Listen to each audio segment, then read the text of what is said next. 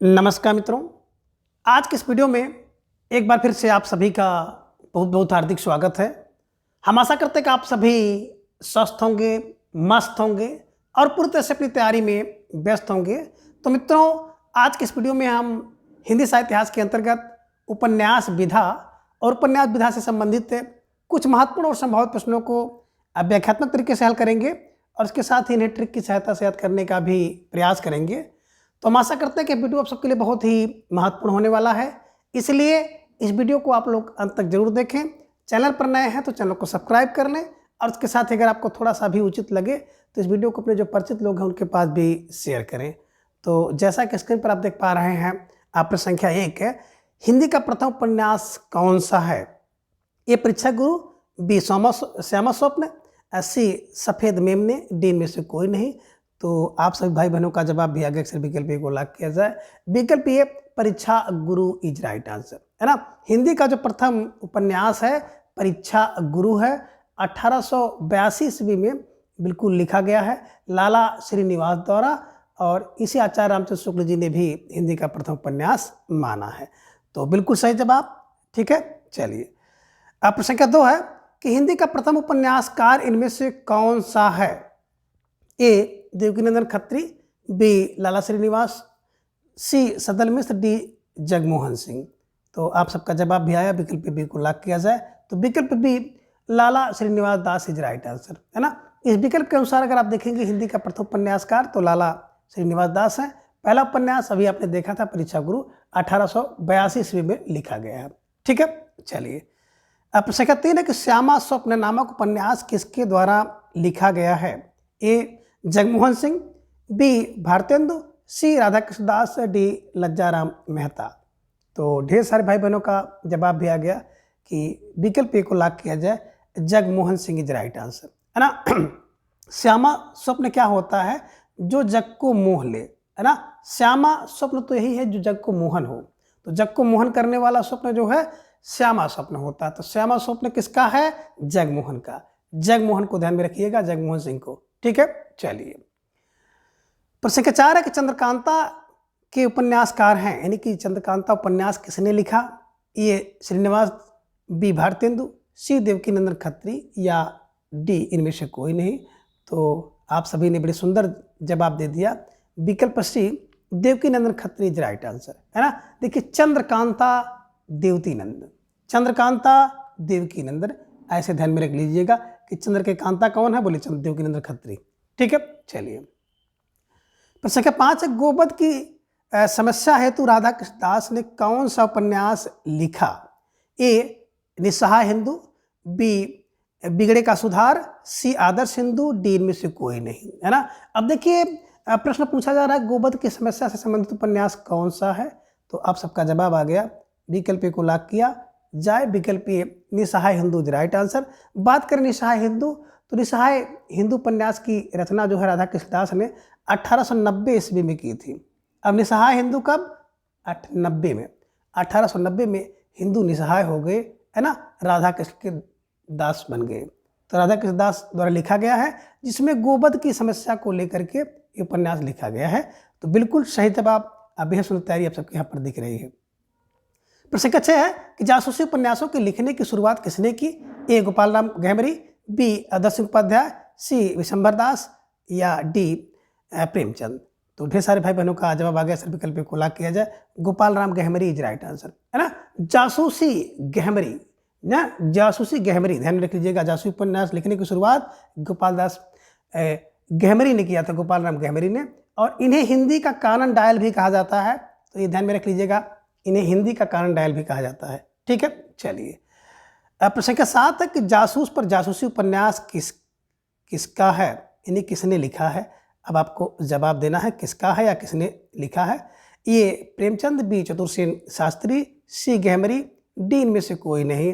तो ढेर सारे भाई बहनों का जवाब आ गया, विकल्प सी को लॉक किया जाए, विकल्प सी गहमरी इज राइट आंसर, है ना। अभी आपने देखा था कि जासूसी उपन्यास लिखने की शुरुआत किसने की थी? गोपाल राम गहमरी जी ने किया था। और जितने भी जासूसी टाइप के उपन्यास हैं, अधिकांश उपन्यास गोपाल राम गहमरी द्वारा लिखे गए हैं। तो जासूस पर जासूसी करना हो तो गहमरी करो, गहमरी ये ध्यान में रख लीजिएगा, ठीक है, चलिए। प्रश्न संख्या 8 है कि जिंदे की लाश उपन्यास किसका है? ए किशोरीलाल, बी प्रेमचंद, सी निराला, डी इनमें से कोई नहीं। तो ढेर सारे भाई बहनों का जवाब आ गया, अक्सर विकल्प को लाख किया जाए। जिंदे की लाश किशोरी की है। किशोरी की लाश, जिंदे की लाश, किशोरी की लाश, जिंदे की लाश, जिंदे की लाश, किशोरी की लाश, ध्यान में रखिएगा कि जिंदे की लाश, किशोरी की लाश, ऐसे ट्रिक बनाइएगा और फटाफट इसे अपने दिमाग में छाप लीजिए। ठीक है, चलिए।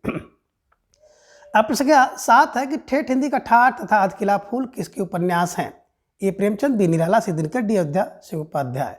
और आपका जवाब आ गया विकल्प D, Ayodhya Singh Upadhyay is right answer, है ना। देखिए ठेठ हिंदी का ठाठ अगर आपको देखना है तो अयोध्या में जाओ।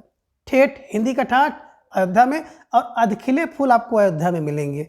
तो अयोध्या फार्म, अयोध्या सिंह उपाध्याय, हरियोधी को ध्यान में रख लीजिएगा। ठीक है, चलिए। तो जिन भाई बहनों ने विकल्प डी का चुनाव किया था, बिल्कुल सही जवाब और बेहद सुंदर तैयारी आप सबके यहाँ पर दिख रही है। प्रश्न संख्या 10 है कि सेवा सदन उपन्यास किसके द्वारा लिखा गया? ए मुंशी प्रेमचंद, बी देवकीनंदन खत्री, सी वृंदावन लाल वर्मा, या डी इनमें से कोई नहीं। तो फौरन जवाब आप तब दीजिए। और आपका जवाब भी आ गया कि मुंशी प्रेमचंद। सेवा प्रेमा रंग में, काया निर्मल हुई गबन में, रंग भूमि में गोदान आए, मंगल सूत्र में बध गए प्रेम। तो ये सारे जो इनके उपन्यास हैं उस उपन्यास की बिल्कुल एक क्रम से ट्रिक है ना। अब सेवा सदन में 18 जन रहते हैं, प्रेम से रहते हैं। सेवा सदन में 18 जन, 18 माने 1918 में लिखा गया है, प्रेम से रहते हैं। तो सेवा सदन प्रेमचंद जी का उपन्यास है, 1918 में लिखा गया है, एकदम बिल्कुल ध्यान में रख लीजिएगा। ठीक है, चलिए। प्रश्न संख्या 11 है कि सुमेलित कीजिए। सूची 1 में आप देख रहे हैं उपन्यास, सूची 2 में उपन्यासकार हैं और नीचे आपको एक कूट भी दिखाई दे रहा है। तो बिल्कुल इसी कूट के आधार पर आपको उत्तर देना है। ए में देख रहे हैं गोदान, सामने लज्जाराम सरकटीलास, उसके सामने गोपाल राम गहमरी, अप्सरा के सामने सूर्यकांत त्रिपाठी निराला है, बिगड़े का सुधार मुंशी प्रेमचंद सामने है। तो देखें बिल्कुल अगर गोदान तो बिल्कुल आप सबका रटा है ना, गो का दान करो 36 रत्न करके प्रेम से गो का दान हम लोग करते हैं। तो गोदान मुंशी प्रेमचंद जी का है, बिल्कुल एक आचार आपको मिल गया, है ना। सरकटीलास गोपाल राम गहमरी की है, गह के मार दोगे सर कट जाएगी लाश का, तो बिल्कुल बी का 2 हो गया।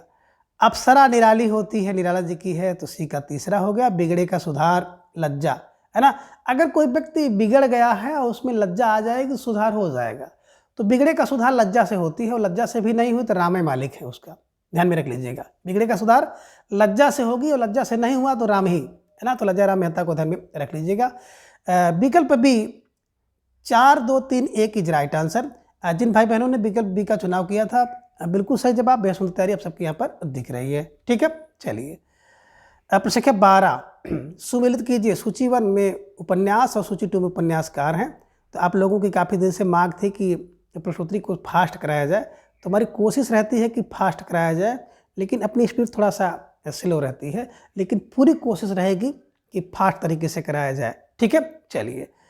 ये में देख रहे हैं कादिर कोठरी, सामने देवकीनंदन खत्री, जासूस की भूल गोपाल राम गहरमी सामने है, अधकिला फूल सामने अयोध्या सिंह उपाध्याय, और मंगलसूत्र बिल्कुल मुंशी प्रेमचंद है। तो एकदम आप सबकी परख इतनी मजबूत है कि इसको आप सबने देखते ही परख लिया कि इसमें कुछ नहीं करना है, 1 2 3 4 इज राइट आंसर। विकल्प डी को आप सही कर लीजिएगा, है ना।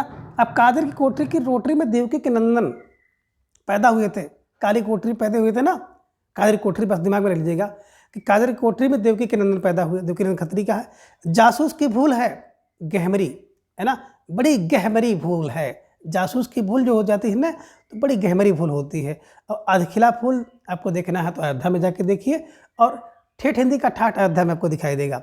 और मंगलसूत्र प्रेम से लोग पहनते हैं, है ना, ये ध्यान में रखिएगा। 1948 में लिखा गया है और एक अपूर्ण उपन्यास है मुंशी प्रेमचंद जी का, ये भी आपको ध्यान में रखना होगा। तो बिल्कुल सही जवाब और बेहद सुंदर तैयारी आप सब भाई बहनों की। ठीक है, जिन्होंने डी का चयन किया था। ठीक है, चलिए। प्रश्न संख्या 13 है कि गोदान का प्रकाशन कब हुआ? ए 1930, बी 1932, सी 1934, डी 1935। अब आपको जवाब देना है कि गो का दान कब हुआ, है ना। देखिए यहाँ पे आपको 35 है, कहीं कहीं आपको 36 भी मिलता है ना। तो गोदान आपका जवाब विकल्प डी होना चाहिए। अगर विकल्प में 35 है तो आप 35 लगाएंगे, 36 है तो 1936 लगाएंगे, है ना। और दोनों दिमाग में रख लीजिएगा कि गो का दान करना है और प्रेम से करना है, प्रेमचंद जी का उपन्यास है, और 3-5 करके करना है ना। 3-5 करके प्रेम से गो का दान करो, और 36 यत्न माने कोशिश करके गो का दान करना है तो प्रेम से करो। ठीक है, चलिए। प्रश्न संख्या 14 है कि दिल्ली का दलाल किसका उपन्यास है, यानी कि दिल्ली का दलाल उपन्यास किसने लिखा। ये पांडे बचन शर्मा उग्र, बी वृंदावन लाल वर्मा, सी निराला, डी मुंशी प्रेमचंद। तो आप सब भाई बहनों का जवाब आ गया कि दिल्ली का जो दलाल होता है, विकल्प ए पांडे बचन शर्मा उग्र, है ना। जो दिल्ली का दलाल होता है वो उग्र हो जाता है, उग्र उग्र। ध्यान में रखिएगा, अगर कुछ उससे पूछेंगे कि ज़्यादा पैसा ले रहे हो, मुनाफा कमा रहे हो, तो उग्र हो जाता है। ध्यान में रखिएगा, दिल्ली का दलाल उग्र हो जाता है। अब किसी को कह दो कि भैया दलाल या दिल्ली का दलाल हो तो उग्र तो हो ही जाएगा, ये ध्यान में रखिएगा। 1927 में लिखा गया उपन्यास है। ठीक है, चलिए। प्रश्न संख्या 25 है। प्रश्न संख्या 15 है कि उपन्यास विधा के उपन्यासकार कौन है। एक उपन्यास है विदा, है उपन्यास, विदा उपन्यास के उपन्यासकार कौन है, यानी कि विदा उपन्यास किसने लिखा। ए वृंदावन लाल वर्मा, बी प्रताप नारायण मिश्र, सी विशंभर दास शर्मा कौशिक, डी इनमें से कोई नहीं। तो आपका जवाब आया कि सर विकल्प बी को लॉक किया जाए। विकल्प बी प्रताप नारायण, है ना, मिश्र इज राइट आंसर। तो यहाँ पे जो विदा आपने देखा उपन्यास, विकल्प बी प्रताप नारायण, है ना, मिश्र इज राइट आंसर। अब जिन भाई बहनों का जवाब बिल्कुल विकल्प बी था, सही जवाब और सुंदर तैयारी। ठीक है, चलिए। प्रश्न संख्या 16 है कि मुंशी प्रेमचंद ने अपने किस उपन्यास में दहेज व अनमेल विवाह को चित्रित किया है। ए निर्मला, बी सेवा सदन, सी गोदान, डी गबन। अब आपका जवाब आना चाहिए कि मुंशी प्रेमचंद ने किस उपन्यास में दहेज प्रथा और अनमेल विवाह का चित्रण किया है। तो धीरे धीरे ढेर सारे भाई बहनों का जवाब भी आ गया कि विकल्प ए को लॉक किया जाए। निर्मला 1927 में लिखा गया इनका उपन्यास है ना, जिसमें अनमेल विवाह और दहेज प्रथा का चित्रण किया गया है। सेवा सदन 1918 में, गबन अभी आपने देखा 1931 में, और गोदान की बात करते हैं, गोदान करो 1936 में, 36 से लेकर के कहीं कहीं आपको 35 मिलता है। तो बिल्कुल जिन भाई बहनों ने विकल्प ए का चुनाव किया था, बिल्कुल सही जवाब, बेहद तैयारी आप सबके यहाँ पर दिख रही है। अब प्रश्न 17 है कि कृषक की त्रासदी से संबंधित प्रेमचंद जी का कौन सा उपन्यास है। ये गबन, बी रंगभूमि, सी कर्मभूमि, डी गोदान। तो आप सब भाई बहनों का जवाब भी बड़े तेजी के साथ आ गया कि सर विकल्प ए को लॉक किया जाए। गबन 1931 में लिखा गया मुंशी प्रेमचंद जी का उपन्यास है, जिसमें कृषक की त्रासदी से संबंधित वर्णन है ना। और इसको कृषक की महान कृषक गाथा का महाकाव्य कहा जाता है, ये भी आप ध्यान में रख लीजिएगा। रंगभूमि में तू पहुँच 1925 में, गो का दान करो 36 यत्न करके 1936 में, कर्मभूमि में तीनों से लग जाओ तन मन धन 33 में है, 3 है ना। तो ये सब ध्यान में रख लीजिएगा। मुंशी प्रेमचंद जी के जितने भी उपन्यास हैं, सभी उपन्यासों को, उसकी विषय वस्तु को, उसके पात्र को, उसमें कुछ संवाद हैं उसको, और उसके साथ उसके रचना काल को तो आपको कंठस्थ करना ही है। ठीक है, चलिए। अब प्रश्न 18 है कि निम्नलिखित में से कौन सा एक उपन्यास मुंशी प्रेमचंद जी का लिखा हुआ है, यानी कि मुंशी प्रेमचंद जी का उपन्यास में कौन सा है। ए कायाकल्प, बी निरुपमा, से कुंडली चक्र, डी प्रभावती। आपका जवाब आ गया, अक्षर विकल्प को लॉक किया जाए। कायाकल्प इज राइट आंसर, है ना। कायाकल्प तो अच्छी है, तो अच्छी है, तो 1926 में मुंशी प्रेमचंद द्वारा लिखा गया उपन्यास है। ठीक है, कायाकल्प। प्रश्न संख्या 19 है कि मुंशी प्रेमचंद जी का कौन सा उपन्यास पुनर्जन्म से संबंधित है। ए प्रेमाश्रय, बी कायाकल्प, सी सेवा सदन, डी निर्मला। अब आपको जवाब देना है कि कौन सा उपन्यास पुनर्जन्म से संबंधित है, जिसमें पुनर्जन्म का वर्णन है। तो ढेर सारे भाई बहनों ने जवाब दे दिया कि विकल्प बी को लॉक किया जाए। विकल्प बी कायाकल्प, कायाकल्प हो जाता है तो अच्छी बात है। 1926 में। निर्मला 2 और 7 27 में। प्रेम से रहते हैं दोनों 2-2-22। सेवा सदन में 18 जन 1918 में। तो सब चीज़ों को ध्यान में रखिएगा। ठीक है, चलिए। प्रश्न संख्या 20 है कि कंकाल उपन्यास के लेखक हैं, यानी कंकाल उपन्यास किसका है। A GP Srivastava, B Pandey Bechan Sharma उग्र, सी जयशंकर प्रसाद, डी उपरोक्त में से कोई नहीं। तो आपका जवाब आ गया कि विकल्प है ना, देखेंगे सी Jaishankar Prasad is right answer. कंकाल, और कंकाल मैंने बताया था कि दोनों सुक्कर कंकाल हो गए, दोनों 1929 में लिखा गया उपन्यास है। ठीक है, चलिए। प्रश्न संख्या 21 है कि जयशंकर प्रसाद जी का कौन सा उपन्यास उनकी अकाल मृत्यु के कारण पूरा नहीं हो सका। तो जैसे कि प्रसाद जी ने 3 उपन्यास लिखा है, कंकाल, तितली, इरावती, है ना। तो विकल्प ए कह रहे हैं कि इरावती, विकल्प बी तितली, सी कंकाल, डी इनमें से कोई नहीं। तो आप सबका जवाब भी आ गया, अक्सर विकल्प ए को लॉक किया जाए, इरावती इज राइट आंसर, है ना। बात करें इरावती तो 1936 ईस्वी में जयशंकर प्रसाद जी द्वारा लिखा गया, और इनकी अकाल जब मृत्यु हो गई तो उस समय क्या हो गया था कि उपन्यास अधूरा रह गया था। तितली की बात करते हैं तो तितली 3-4 लोग समाज में देखे होंगे, 3-4 लोग मिल जाते तो तितली टाइप के लोग होते हैं। कंकाल दोनों हो गए सुख करके दोनों, है ना। तो कंकाल, तितली, इरावती एक क्रम है, कंकाल 29 में, तितली 34 में, इरावती 36 में, और इरावती इनका अपूर्ण उपन्यास है, ये ध्यान में आप रखिएगा, ठीक है। और विकल्प ए को हमेशा के लिए आप कंठस्थ कर लीजिएगा, ठीक है। चलिए, प्रश्न संख्या 22 है कि माँ उपन्यास के लेखक, यानी कि माँ उपन्यास किसका है। अब किसकी माँ भिखारी है, मैंने आपको बताया था कि विशंभर दास शर्मा कौशिक की माँ भिखारी इनके द्वारा लिखा गया उपन्यास है। ये कह रहे हैं कि चतुर्सेन शास्त्री, बी विशंभर दास शर्मा कौशिक, और डी इनमें से कोई नहीं। तो ढेर सारे भाई बहनों का जवाब आ गया, अक्सर विकल्प बी को लॉक किया जाए, विकल्प B Vishambhar Das Sharma Kaushik is right answer. और बात करें तो इनके द्वारा लिखे गए उपन्यास हैं माँ, भिखारी और संघर्ष। तो माँ भिखारी होकर संघर्ष करती है। माँ की बात करते हैं तो माँ 1929 में लिखा गया इनका उपन्यास है, भिखारी 1924 में, और संघर्ष 1945 में। ये ध्यान में आप रख लीजिएगा, ठीक है। चलिए, अब प्रश्न संख्या 23 है कि कुल्ली भाट के लेखक हैं, यानी कुल्ली भाट उपन्यास किसका है। ए निराला का, बी दिनकर का, सी प्रेमचंद का, डी बिंद्रावन लाल वर्मा का।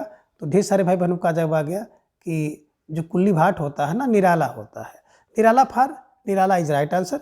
जिन भाई बहनों ने विकल्प ए का चुनाव किया था, बिल्कुल सही जवाब, भीषण तैयारी आप सबके यहाँ पर दिख रही है, ठीक है। चलिए, प्रश्न संख्या 24 है कि बेकसी का मजार उपन्यास के लेखक हैं। बेकसी का मजार उपन्यास के लेखक कौन है। ये प्रताप नारायण श्रीवास्तव, बी बिंद्रावन लाल वर्मा, सी चतुर्सेन शास्त्री, डी मुंशी प्रेमचंद। अब आप सबका जवाब चाहिए, और ढेर सारे भाई बहनों ने जवाब दे दिया कि सर विकल्प ए को लॉक किया जाए। बेकसी का मजार प्रताप नारायण श्रीवास्तव जी द्वारा लिखा गया उपन्यास है, ध्यान में रखिएगा, ठीक है। चलिए, प्रश्न संख्या 25 है कि निम्नलिखित में से कौन सा एक मनोविश्लेषक उपन्यासकार नहीं है। ये मुंशी प्रेमचंद, बी जैनेन्द्र, सी लीलाचंद जोशी, डी अगेय। तो आपका जवाब भी आ गया कि मुंशी प्रेमचंद जी जो है ना, ये मनोविश्लेषक उपन्यासकार नहीं है। जैनेन्द्र जी, लीलाचंद जोशी और अगेय जी मनोविश्लेषक उपन्यासकार के अंतर्गत आते हैं, ये ध्यान में आप रखिएगा। इस तरह से प्रश्न आपकी परीक्षा में बनते हैं और बन भी सकते हैं, ठीक है। चलिए, प्रश्न संख्या 26 है कि परख उपन्यास के लेखक कौन है। और वेरी वेरी मोस्ट इंपॉर्टेंट प्रश्न है परख, है ना। ए अगेय, बी जैनेन्द्र, सी लीलाचंद जोशी, डी इनमें से कोई नहीं। तो परख करते हैं इंद्रियों से, तो ज्ञान इंद्रियों से जैनेन्द्र से, है ना। और परख होती तो दोनों की होती है, दोनों 1929 में लिखा गया जैनेन्द्र जी का उपन्यास है ना। परख, सुनीता, त्याग, कल्याणी, सुखदा, विवर्त, गयो, व्यतीत, इनके द्वारा लिखे गए उपन्यास हैं। और सारे उपन्यासों को बिल्कुल मैंने क्रम से ही बताया है ना, इधर में रख लीजिएगा, ठीक है। चलिए, प्रश्न संख्या 27 है कि जहाज का पक्षी उपन्यास किसने लिखा है। ये कह रहे हैं कि लीलाचंद जोशी, बी जैनेन्द्र, सी अगेय, डी इनमें से कोई नहीं। अब आपको जवाब देना है कि जहाज का पक्षी उपन्यास किसने लिखा, है ना। और ढेर सारे भाई बहनों का जवाब भी आ गया, अक्सर विकल्प ए को लॉक किया जाए, विकल्प ए लीलाचंद जोशी इज राइट आंसर, है ना। देखिए, अगर जहाज का पंछी कोई ऐसा पक्षी हो जो जहाज पे हो तो उसका इलाज होना चाहिए।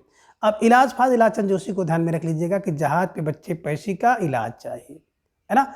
और जहाज जानते हैं ना, कभी कभी कुछ लोग बिल्कुल हवा में बात करते हैं, तो हवा में बात करने वाले व्यक्ति का इलाज करना चाहिए, ठीक है। चलिए, ऐसे क्लू बना के रखना है। अब प्रश्न 28 है कि नदी के द्वीप के उपन्यासकार हैं, यानी कि नदी के द्वीप उपन्यासकार किसने लिखा। ये अगेय, बी जैनेन्द्र, सी लीलाचंद जोशी, डी इनमें से कोई नहीं।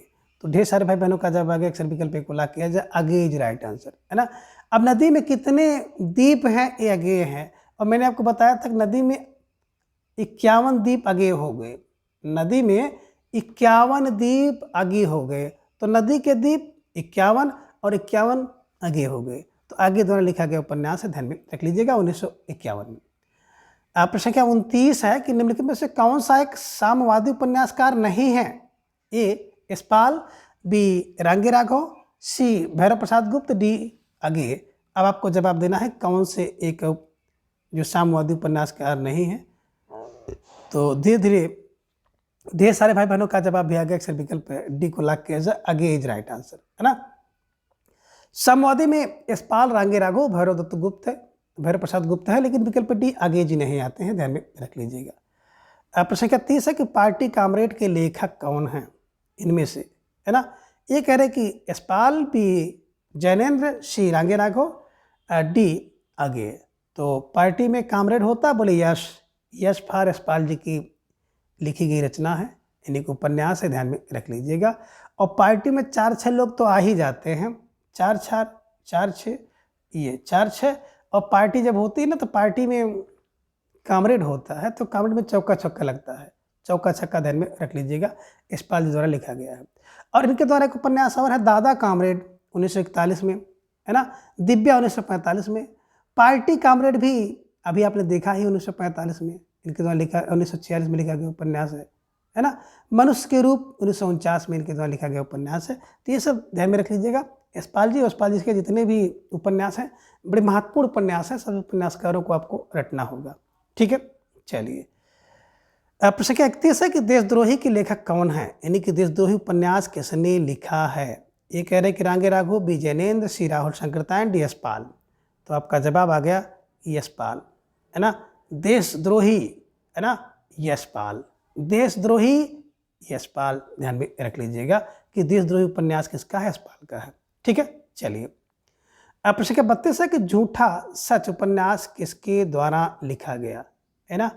तो कभी झूठा सच उपन्यास के लेखक यशपाल, बी राहुल शंकरतायन, सी रांगी राघव, डी भैरव प्रसाद गुप्त। तो झूठा सच है, बोले यस, है ना। झूठा सच है, बोले यस, यश यशपाल जी द्वारा लिखा गया उपन्यास है, तो झूठा सच ध्यान में आपको रखना होगा। और झूठा सच की बात करते हैं ना, इसके 2 भाग हैं। प्रथम भाग 1958 में और दूसरा भाग 1960 में, है ना, यशपाल जी द्वारा लिखा गया है। तो कभी कभी पूछ लेता है कि यशपाल जी द्वारा लिखा गया झूठा सच कितने भाग है, या प्रथम भाग का समय, दूसरे भाग का समय, तो ये भी आप ध्यान में थोड़ा सा रख लीजिएगा, ठीक है। चलिए प्रश्न संख्या 33 है कि देश विभाजन की त्रासदी पर यशपाल जी ने कौन सा उपन्यास लिखा है? ए दादा कामरेड, बी दिव्या, सी अमिता, डी झूठा सच। तो आप सबका जवाब आ गया फटाफट कि सर विकल्प डी को लॉक किया जाए, झूठा सच इज राइट आंसर, है ना। देश विभाजन पर लिखा गया है, अभी आपने देखा 1958 1960, इसके 2 भाग हैं, ठीक है। चलिए प्रश्न संख्या 34 है कि अमृत और विष किसका उपन्यास है? ये कह रहे हैं कि अमृतलाल नागर का, बी भगवती चरण वर्मा का, सी यशपाल का, डी रांगी राघव का, है ना। तो देखिए अमृत और विष, अमृत की गागर है ना, गागर में रहती है, तो अमृत हो या विष हो गागर में होती है। तो गागर को नागर ध्यान में रख लीजिएगा, अमृतलाल नागर ध्यान में रख लीजिएगा, क्योंकि इनसे मिलते जुलते भी आपको मिलेंगे, अमृतलाल राय मिलेंगे आपको, है ना, अमृतलाल नागर है ये, तो ध्यान में रखना होगा कि अमृत और विष की गागर है, गागर माने नागर, ध्यान में रख लीजिएगा कि अमृत और विष जहाँ पे आपको मिल जाए ध्यान में रख लीजिएगा, अमृतलाल नागर द्वारा लिखा गया है और अच्छी होती है 1966 में, ठीक है। चलिए प्रश्न संख्या 35 है कि चित्रलेखा के उपन्यासकार हैं, यानी कि चित्रलेखा उपन्यास किसका है? ये भगवती चरण वर्मा, बी यशपाल, सी जैनेन्द्र, डी अमृतलाल नागर। तो आप सबका जवाब भी आ गया कि चित्रलेखा जो होती है ना, ये भगवती के चरण से होती है ना। और कितनी होती है? 3-4 लेखा। और आप ये भी कह सकते हैं कि चित्रलेखा 34 वर्ष में बन जाती है भगवती के चरण की, है ना। तो 3-4 रेखा, चित्रलेखा 3-4 1934 में भगवती के चरण से बनी है, ठीक है, भगवती चरण वर्मा द्वारा लिखा गया है, ठीक है। चलिए प्रश्न संख्या 38 है कि निम्न में से किस उपन्यास में पाप पुण्य की समस्या को चित्रित किया गया है? ए चित्रलेखा, बी अमृत और विष, सी महाकाल, डी मनुष्य के रूप। तो ढेर सारे भाई बहनों का जवाब भी आ गया, सर विकल्प को लॉक किया जाए, चित्रलेखा, है ना, 1934 में भगवती चरण वर्मा द्वारा लिखा गया है, जिसमें पाप पुण्य की समस्या को चित्रित किया गया है, ये ध्यान में आप रखिएगा, ठीक है। चलिए अब प्रश्न क्या 37 है कि बाणभट्ट की आत्मकथा के लेखक हैं, यानी कि बाणभट्ट की आत्मकथा उपन्यास किसने लिखा? ए हजारी प्रसाद द्विवेदी, बी भगवती चरण वर्मा, सी अमृतलाल नागर, डी नागार्जुन। तो ढेर सारे भाई बहनों का जब आगे अक्सर विकल्प को लॉक किया जाए, है ना, विकल्प ए Hazari Prasad Dwivedi is right answer. अब बाणभट्ट की आत्मकथा कितनी है? बोले सर 46,000 है। 46 माने 1946 में लिखा गया और 1000 फॉर हजारी प्रसाद द्विवेदी द्वारा लिखा गया।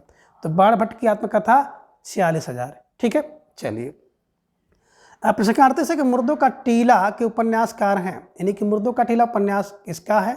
ए रंगे राघव, बी नागार्जुन, सी फणेश्वर नाथ रेणु, डी भगवती चरण वर्मा। तो ढेर सारे भाई बहनों का जवाब आ गया कि मुर्दों का टीला जो है 1948 में लिखा गया, किसके द्वारा? है ना, रांगे राघव द्वारा। तो मुर्दों का टीला रांगे राघव द्वारा 1948 में लिखा गया, ध्यान में रख लीजिएगा। ठीक है, चलिए प्रश्न संख्या 39 है कि मैला आंचल के उपन्यासकार कौन हैं? ये जैनेन्द्र, बी फणेश्वर नाथ रेणु, सी रांगे राघव, डी राजेंद्र अवस्थी। तो आप सबका जवाब भी आ गया कि मैला आंचल रेणु का है। रेणु फॉर फणेश्वर नाथ रेणु। और कितना आंचल? बोले 54 एकड़, 1954 में लिखा गया है। तो 54 एकड़ जो आंचल है वो मैला है रेणु का, है ना, 1954 में लिखा गया है, ध्यान में रखिएगा। ठीक है, चलिए अब प्रश्न का 40 है कि पुनर्नवा के लेखक कौन हैं? ये महावीर प्रसाद द्विवेदी, बी हजारी प्रसाद द्विवेदी, सी जयशंकर प्रसाद, डी उपरोक्त में से कोई नहीं। तो ढेर सारे भाई बहनों का जवाब आ गया कि पुनर्नवा होकर के 1000 बार, है ना, व्यक्ति पुनर्नवा होता है 1000 बार। 1000 फार हजारी प्रसाद द्विवेदी को ध्यान में रख लीजिएगा। ठीक है, पुनर्नवा उपन्यास के लेखक जो हैं हजारी प्रसाद द्विवेदी हैं, इसे ध्यान में आपको रखना होगा। 1973 ईस्वी में लिखा गया था। ठीक है, चलिए अब प्रश्न क्या 41 है कि आपका बंटी उपन्यास के लेखक कौन हैं? ये मन्नू भंडारी, बी राजेंद्र यादव, सी उषा प्रेमदा, डी मनोहर जोशी। तो ढेर सारे भाई बहनों का जवाब आगे अक्सर विकल्प को लॉक किया जाए, Mannu Bhandari is right answer, है ना। कैसे दिमाग को बैठाएंगे? मैंने आपको बताया था कि आपका बंटी भंडारे में है, आपका बंटी भंडारे में है। तो भंडारा मतलब मन्नू भंडारी को ध्यान में रखिएगा, 1971 में लिखा गया है। ठीक है, चलिए अब प्रश्न 42 है कि एक चिथड़ा सुख के उपन्यासकार कौन हैं? ये राम प्रसाद निरंजनी, बी मनोहर जोशी, सी निर्मल वर्मा, डी मन्नू भंडारी। तो अब ढेर सारे भाई बहनों का जवाब भी आ गया, अक्सर विकल्प सी को लॉक किया जाए। विकल्प सी Nirmal Verma is right answer, है ना। एक चिथड़ा सुख अगर मिल जाए तो बहुत निर्मल होता है, ये ध्यान में आपको रखना है कि एक चिथड़ा सुख उपन्यासकार के लेखक निर्मल वर्मा है। और कब? 1979 ईस्वी में लिखा गया है, 1:80। ये भी आपको ध्यान में रखना होगा। ठीक है, चलिए अब प्रश्न का 43 है कि मनोहर जोशी कृति निम्नलिखित में से कौन सा उपन्यास है? यानी किस उपन्यास को मनोहर श्याम जोशी जी ने लिखा है? ए सूरज का 7वां घोड़ा, बी चांदनी के खंडहर, सी रुकोगी नहीं राधिका, डी कुरु कुरु स्वाहा। तो ढेर सारे भाई बहनों का जवाब आ गया कि सर विकल्प डी को लॉक किया जाए, कुरु कुरु स्वाहा। अगर कोई व्यक्ति कुरु कुरु करके स्वाहा हो जाती है, जल जाती है, तो बड़ा मनोहर लगता है। इनके द्वारा एक और लिखा गया है, लखनऊ मेरा लखनऊ मनोहर, ये ध्यान में रखिएगा। सूरज का 7वां घोड़ा धर्मवीर भारती का है। चांदनी के खंडहर निर्मल होते निर्मल वर्मा द्वारा लिखा गया है। और रुकोगी नहीं राधिका प्रियम बदने के बाद भी प्रियम बदा, उषा प्रियम बदा द्वारा लिखा गया है, ये ध्यान में आपको रखना होगा। ठीक है, चलिए प्रश्न का 44 है सूरज का 7वां घोड़ा के लेखक हैं, यानी कि सूरज का 7वां घोड़ा उपन्यास किसका है? ये कह रहे हैं कि धर्मवीर भारती का, बी उषा प्रेमदा, सी मन्नू भंडारी, डी दिनकर। तो ढेर सारे भाई बहनों का जवाब आ गया कि सूरज का जो 7वां घोड़ा होता है धर्मवीर का होता है। सूरज का 7वां घोड़ा धर्मवीर का होता है और भारती का होता है। ठीक है, चलिए अब प्रश्न का 45 है सुमेलित कीजिए। एक तरफ उपन्यास है, दूसरी तरफ उपन्यासकार है, नीचे आपको एक कूट भी दिखाई दे रहा है। ये में आप देख रहे हैं प्रेमाश्रय, सामने मुंशी प्रेमचंद, अप्सरा सामने निराला, त्यागपत्र सामने जयनंद और तितली सामने जयशंकर प्रसाद हैं। तो इसके हिसाब से अगर आप देखेंगे तो 1, 2, 3, 4 इज राइट आंसर, यानी कि बिल्कुल सारे के सारे उपन्यास सुमेलित हैं। विकल्प डी इज राइट आंसर है। जिन भाई बहनों ने विकल्प डी का चुनाव किया बिल्कुल सही जवाब। अब बेहद सुंदर तैयारी आप सबके यहाँ पर दिख रही है, निश्चित रूप से आप सब बधाई के पात्र हैं, है ना। देखिए प्रेम से आश्रय में रहते हैं तो प्रेमा प्रेमचंद का है, अप्सरा निराली होती है, त्यागपत जैनेन्द्र का, तितली जयशंकर प्रसाद का। ठीक है, चलिए प्रसंख्या 46 है कि सुमेलित कीजिए सूची 1 सूची 2। सूची 1 में आप देख रहे हैं कि उपन्यास, सूची 2 में उपन्यासकार हैं, उसी को आपको मिलाना। नीचे आपको एक कोड भी दिया है। ये में देख रहे हैं परीक्षा गुरु श्रीनिवास दास का, गबन जैनेन्द्र का, परख के सामने मुंशी प्रेमचंद है और आदर दंपति लज्जाराम शर्मा की है।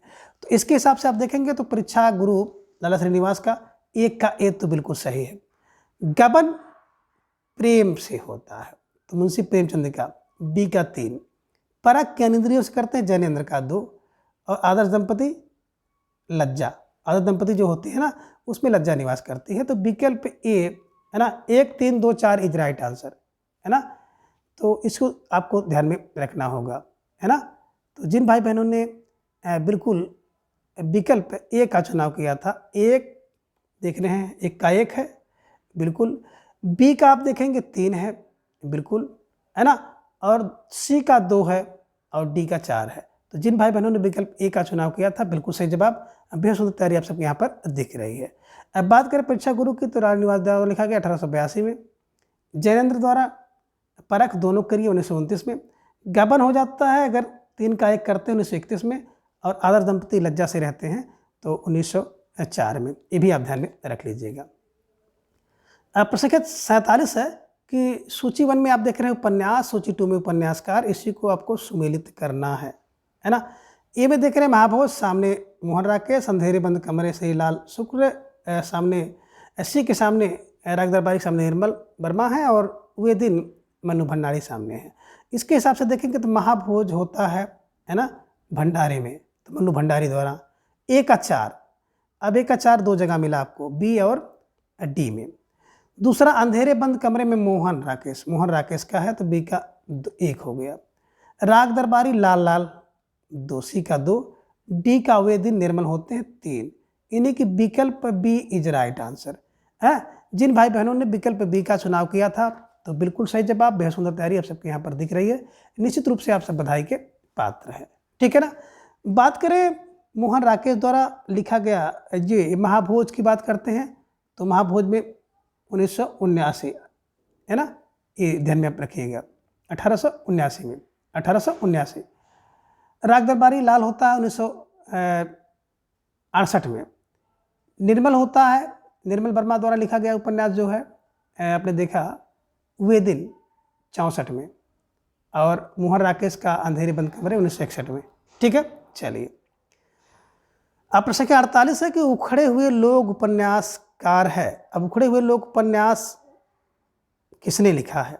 ए जयशंकर प्रसाद, बी जैनेन्द्र, सी प्रभाकर वाजपेयी, डी राजेंद्र यादव। तो ढेर सारे भाई बहनों का जवाब आ गया कि उखड़े हुए लोग जो है राजेंद्र से हैं है ना, उखड़े हुए लोग राजेंद्र से है ना, तो राजेंद्र द्वारा लिखा गया, राजेंद्र यादव। ठीक है, चलिए अब प्रसंख्या 49 एक सुमेलित कीजिए सूची 1 में उपन्यास, सूची 2 में उपन्यासकार हैं, इसी को मिलाना है।